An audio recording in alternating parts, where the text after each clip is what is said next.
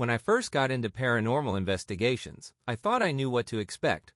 Cold spots, mysterious sounds, maybe a flickering light or two. But nothing could have prepared me for what happened during one particular investigation. It was the kind of experience that stays with you, no matter how much you try to rationalize it or convince yourself it was just your imagination. The story begins with an old house on the outskirts of town, a crumbling Victorian with peeling paint, sagging shutters, and an eerie reputation. Locals called it the Redfern House, and it had been abandoned for decades. Rumors swirled about its history, mysterious deaths, disappearances, and sightings of shadowy figures in the windows. Some said it was cursed, others claimed it was a portal to something far worse. Naturally, I was intrigued. It all started with a call from a local historian, a man named Greg. He'd been researching the house and claimed to have uncovered evidence of occult rituals performed there in the 1800s. "You need to see this place for yourself," he said, his voice tinged with both excitement and unease. "But be careful, it's not just a house. It's something else." His words sent a chill down my spine, but I couldn't resist the pull of the unknown. Armed with my investigation gear, a digital recorder, an EMF detector, and a thermal camera, I decided to visit the house the following weekend. Greg offered to meet me there and provide some context about its dark past. The first thing I noticed as I approached the house was the air. It felt heavy, almost oppressive, like it was pressing down on me. The overgrown yard was littered with broken furniture and rusted tools, as if the previous occupants had left in a hurry and never returned. Greg was already waiting by the front gate, his face pale and drawn. "This is it," he said, gesturing toward the house. "The place where it all began." As we stepped inside, the temperature seemed to drop several degrees. The air smelled musty, with an undercurrent of something metallic, like old blood. The floorboards creaked under our weight, and every sound echoed through the empty halls. Greg led me to the living room, where a massive, soot-streaked fireplace dominated the space. Above it hung an old mirror, its surface clouded and cracked. "This mirror," Greg said, pointing to it, "is where people say they've seen things. Faces, shadows, figures that shouldn't be there." I set up my equipment and began asking the usual questions. "Is anyone here? Can you give us a sign of your presence?" For a long time there was only silence, broken by the occasional creak of the house settling. Then, as I reviewed the playback on my recorder, I heard it, a faint whisper, barely audible but undeniably there. "Leave." As night fell, the atmosphere grew even heavier. Greg and I moved to the second floor, where most of the reported activity had taken place. The bedrooms were in various states of decay, with broken furniture and faded wallpaper peeling off the walls. One room in particular stood out, a nursery. The crib was still there, though it was covered in dust and cobwebs, and a single tattered doll sat in the corner. The EMF detector began to spike as soon as we entered the room. "Do you feel that?" Greg asked, his voice trembling. I nodded, my heart pounding. The air was electric, like the moment before a lightning strike. Suddenly, the door slammed shut behind us. Greg and I spun around, but there was no one there. I tried the doorknob, but it wouldn't budge. Panic set in as I pounded on the door, yelling for help. That's when we heard it, a low, guttural growl coming from the corner of the room. The doll was no longer sitting upright. It had been knocked over, and its glass eyes seemed to glint in the dim light. "Who's there?" I shouted, my voice cracking. The growling stopped, replaced by the sound of soft, shuffling footsteps moving toward us. I fumbled for my flashlight and shone it toward the corner, but there was nothing there, just empty space. Eventually, the door unlocked on its own, and we bolted back downstairs. Greg wanted to leave, but I insisted on staying. I felt like we were on the verge of uncovering something significant, even if it terrified me. We returned to the living room, where the mirror above the fireplace seemed to glimmer in the darkness. "Let's focus on this," I said, setting up the thermal camera. As soon as I started recording, the mirror's surface began to ripple, like water disturbed by a breeze. Shapes started to emerge, distorted, human-like figures writhing and twisting. Then, one of them pressed its face against the glass. It was a woman, her features gaunt and her eyes hollow. Her mouth moved as if she were screaming, but no sound came out. Greg gasped, stumbling backward. That's Eliza Redfern," he stammered. "She was the first to die here." According to Greg, Eliza had been a young mother who disappeared in the late 1800s. Her husband claimed she had run away, but rumors suggested she had been murdered. The mirror seemed to show her final moments, her hands clawing at the glass, her face contorted in terror. As we watched, the other figures in the mirror began to converge on Eliza, pulling her away into the shadows. The mirror went still, and a single word appeared, written in what looked like blood: "Run." Greg and I didn't need to be told twice. We packed up our equipment and fled the house, vowing never to return. But even as we drove away, I couldn't shake the feeling that something had followed us. The weight in the air, the faint whispers. It was as if the house had imprinted itself on me. I wish I could tell you that leaving the Redfern house was the end of it. That once Greg and I drove away, the eerie whispers and suffocating presence stayed behind, confined to the dilapidated walls of that cursed house. But that would be a lie. Something left the house with us that night. At first, I convinced myself it was just paranoia, a natural reaction to the fear I'd felt inside. But the signs were undeniable, and they only grew worse as the days went on.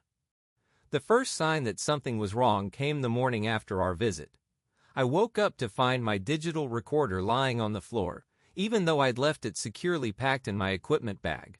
When I picked it up and pressed play, a chilling sound emerged, faint, rasping breaths followed by a low whisper. "You shouldn't have come." Those words played over and over, each time more distorted than the last. My heart raced as I deleted the file, but the feeling of unease lingered. I checked my phone for messages, hoping Greg had experienced something similar and could offer some sort of explanation. But when I called him, his voice was strained and hollow. "I don't think I can talk about it," he said. "Something's happening, and I think it's watching me." Over the next week, Greg's behavior became increasingly erratic. He stopped returning my calls and messages, and when I finally drove to his house to check on him, I found the curtains drawn and the front door locked. When he eventually let me in, I barely recognized him. He looked like he hadn't slept in days, dark circles under his bloodshot eyes, his face gaunt and pale. "It's here," he whispered, glancing nervously over his shoulder. "It followed me." He gestured toward a corner of the room where a large mirror hung on the wall. Its surface was clean, almost unnaturally so, as if it had been polished repeatedly. But when I looked closer, I saw faint handprints on the glass. Small, childlike handprints that hadn't been there moments before. "I've tried everything," Greg said, his voice shaking. "Salt, sage, prayers. It doesn't matter. It won't leave." I suggested he stay with a friend or family member for a few days, but he refused. "It'll just follow me," he said. "I can't escape it." After leaving Greg's house, I couldn't shake the feeling that something was watching me. Every shadow seemed darker, every creak of the floorboards louder. That night, as I reviewed the footage from the Redfern house, I noticed something I hadn't seen before. In one of the thermal images of the nursery, a faint figure stood in the corner, barely distinguishable from the surrounding cold spots. It was a child, a small, frail figure with hollow eyes and an expression of sorrow. I stared at the image, my stomach churning. How had I missed it before? And why did it feel like that sorrowful gaze was directed straight at me? The next few nights were a blur of sleeplessness and terror. It started with small things, lights flickering, doors creaking open on their own. But soon the activity escalated.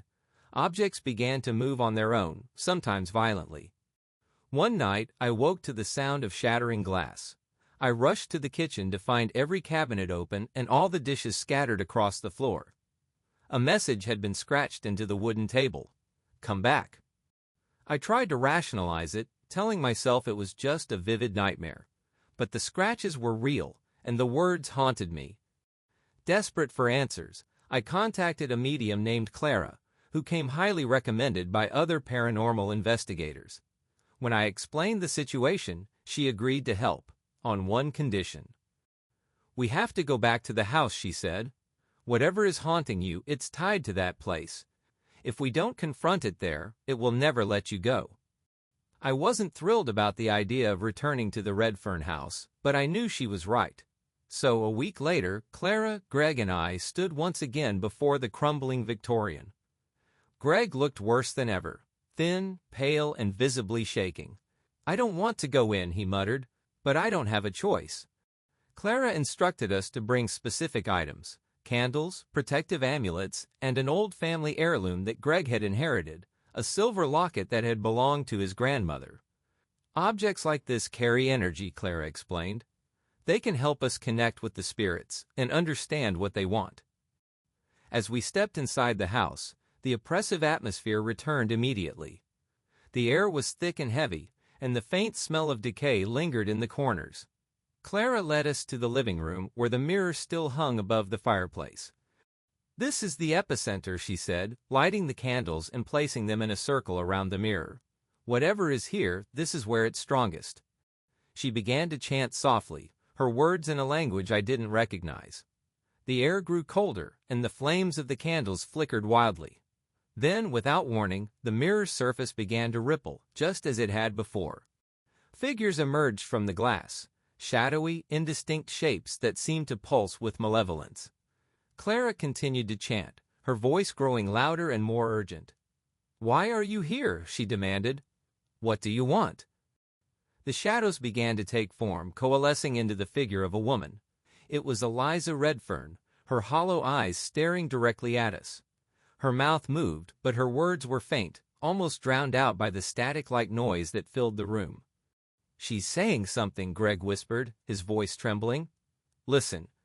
I strained to hear, and finally her words became clear. "Free me." Suddenly, the other figures in the mirror surged forward, their faces twisted with rage. Clara shouted for us to hold our ground, but the energy in the room was overwhelming. Objects flew off the shelves, the candles extinguished, and the mirror began to crack. In a desperate bid to end the chaos, Clara took the silver locket from Greg and pressed it against the mirror. A blinding light filled the room, and the shadows let out an ear-piercing scream. The mirror shattered into countless pieces, and the room fell silent. Eliza's figure lingered for a moment, her expression one of gratitude. Then she faded away, leaving only the shards of the broken mirror behind. In the weeks that followed, the activity stopped completely. Greg began to recover, and I finally felt a sense of peace return to my life. Clara explained that the locket, imbued with Greg's family energy, had been the key to freeing Eliza's spirit and breaking the hold of the other entities. But I'll never forget what she told me as we parted ways. "There are places in this world where the veil is thin, where the dead cling to the living. The Redfern house is one of those places. Be grateful you made it out." Returning to normalcy after the ordeal at the Redfern house felt like an uphill battle. Though Clara assured Greg and me that the spirits had been laid to rest, a sense of unease lingered. We both knew we had faced something far beyond our comprehension. What none of us realized, however, was that the story was far from over. The events of the final chapter of this tale are burned into my memory, as vivid and haunting as the day they happened. Several weeks had passed since Clara shattered the mirror and, presumably, released Eliza's spirit. Greg and I were slowly piecing our lives back together. Greg, in particular, seemed like a shadow of his former self. He'd quit his job, moved to a smaller apartment, and started distancing himself from everyone he knew, including me. One night, I got a call from him around midnight. His voice was shaky, almost frantic. "Something's still here," he whispered. "I feel it watching me." I tried to reassure him, reminding him that Clara had resolved everything. But even as I said the words, I felt a chill crawl down my spine. "You don't understand," Greg said. "It's not the house anymore. It's me." The next morning, I convinced Greg to meet me at Clara's place. She greeted us with her usual calm demeanor, but frowned when she saw Greg. "You've been marked," she said bluntly. "What does that mean?" Greg asked, his voice trembling. "It means the connection hasn't been severed," Clara explained. "Eliza may be at peace, but something else latched onto you during your time in that house. It's still feeding off your fear." Clara suggested a cleansing ritual, something more personal than the one we'd performed at the house. Greg reluctantly agreed, though I could see the doubt in his eyes. That evening, we gathered at Clara's home. She had prepared a sacred space filled with candles, incense, and symbols I didn't recognize. Greg sat in the center of the room while Clara performed the ritual, chanting in her melodic, otherworldly voice. At first, nothing happened. Greg sat there, his shoulders tense, his eyes darting nervously around the room. But then the temperature dropped, and the flames of the candles flickered violently. Clara's voice grew louder, more insistent. "Show yourself," she commanded. The room fell silent for a moment, and then Greg let out a blood-curdling scream. He clutched his chest, his face contorted in pain. "What's happening?" I shouted, rushing to his side. Clara held up a hand to stop me. "It's fighting back," she said. "Stay back." As Greg writhed in agony, a dark amorphous shape began to rise from his body. It was a shadow, but it felt alive, pulsing and writhing like a living thing. The air grew thick with its presence, and I could feel its malevolence pressing down on me. Clara continued her chant, her voice unwavering despite the chaos. The shadow twisted and turned, as if trying to escape, but Clara held her ground. "You are not welcome here," she shouted. "Return to the void from which you came." The shadow let out a deafening roar, and then, with a final burst of energy, it dissipated into the air. Greg collapsed onto the floor, gasping for breath. After the ritual, Greg seemed lighter, as if a great weight had been lifted from him. Clara explained that the shadow was a parasitic entity, one that had been drawn to Greg's vulnerability and fear. "It's gone now," she said, "but you need to be careful. These things can't take hold unless you let them." Greg nodded, but I could see the doubt in his eyes. He thanked Clara and left, promising to stay in touch. For a while, things seemed to improve. Greg was slowly returning to his old self, and I felt a sense of closure. But one night, I woke up to the sound of whispering. At first, I thought it was just a dream. But as I lay there, the whispers grew louder, more insistent. I turned on the light and froze. In the corner of my bedroom stood a shadowy figure. It wasn't the same as the entity we'd seen during the ritual. This one was smaller, more human-like. But its presence was just as unsettling. "You shouldn't have interfered," it whispered. The figure vanished as quickly as it had appeared, leaving me shaken to my core. The next day, I called Clara to tell her what had happened. She listened carefully and then said something that sent a chill down my spine. "You weren't just helping Greg," she said. "By involving yourself, you opened yourself up to the same dangers. You've become a target." I didn't know what to say. The thought of going through what Greg had experienced was almost too much to bear. Determined to end the haunting once and for all, I decided to confront the entity head-on. With Clara's guidance, I prepared my own cleansing ritual, similar to the one she'd performed for Greg. That night, I sat in the center of my living room, surrounded by candles and protective symbols. As I began the chant Clara had taught me, the air grew colder, and the whispers returned. The shadow appeared again, its form more distinct this time. It had no eyes, but I could feel its gaze boring into me.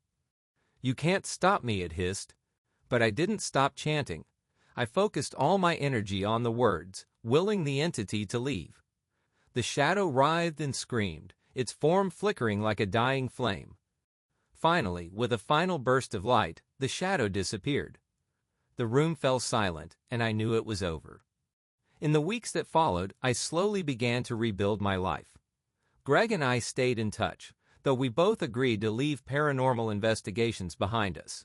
The experience had been a stark reminder of the dangers that come with exploring the unknown.